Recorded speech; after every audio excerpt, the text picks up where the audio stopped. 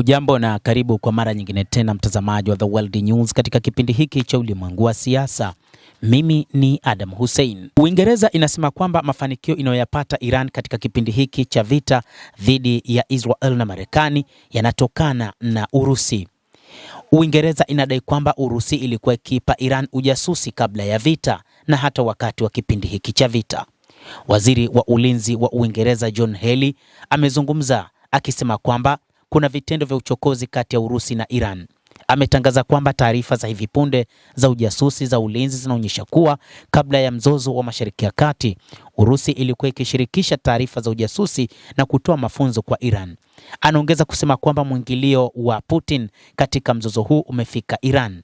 John Healey ameongeza kuwa Uingereza inafanya kazi ya kuwalinda Waingereza katika eneo la Mashariki ya Kati pamoja na kambi na washirika.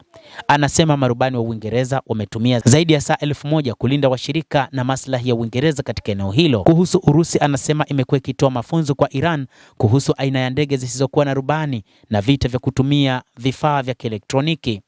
Anasema Putin anataka kutuzubaisha na kile anachofanya kwingineko hatutamruhusu, anasema. Hata hivyo, rais wa Urusi Vladimir Putin wakati huu anaonekana ni moja kati ya viongozi ambao wametengeneza vita ili vita vyake huko nchini Ukraine viweze kuisha haraka.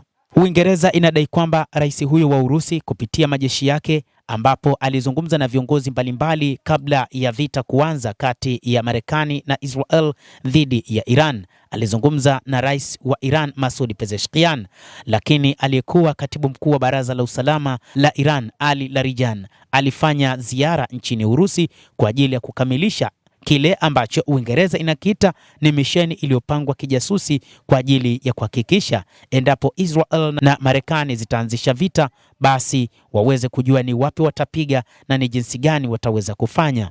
Uingereza inadai kwamba Urusi inatoa silaha lakini pia inatoa mafunzo ya kijasusi pamoja na kivita dhidi ya Iran. Ikumbukwe kabla ya vita, Urusi pamoja na Iran pamoja na China zilifanya mazoezi ya pamoja ya kijeshi ya majini, kadhalika na mazoezi mengine mengi ambayo hufanyika kila mwaka. Na hili limechukuliwa kwamba hayo ni mafunzo yaliyotoka nchini Urusi kuwafunza wanajeshi wa Iran katika mapambano wakati ambapo watapigana na Marekani. Wachambuzi wa mambo wanasema kwamba pengine ni mpango wa Uingereza kuchochea moto katika kipindi hiki cha vita, kwa maana kuifanya Urusi kuzidi kuwa adui wa Marekani.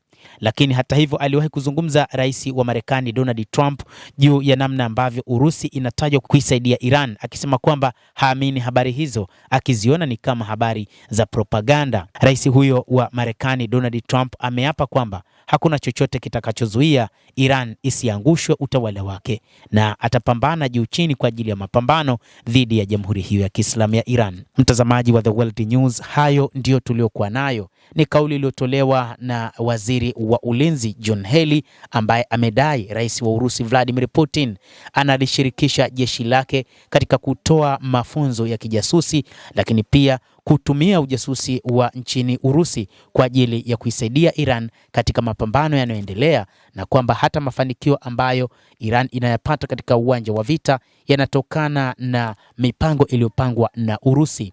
Urusi ambayo imeweka wazi kwamba ipo pamoja na Iran katika nyakati zote za shida na raha, ikiwa ni katika nyakati hizi za vita.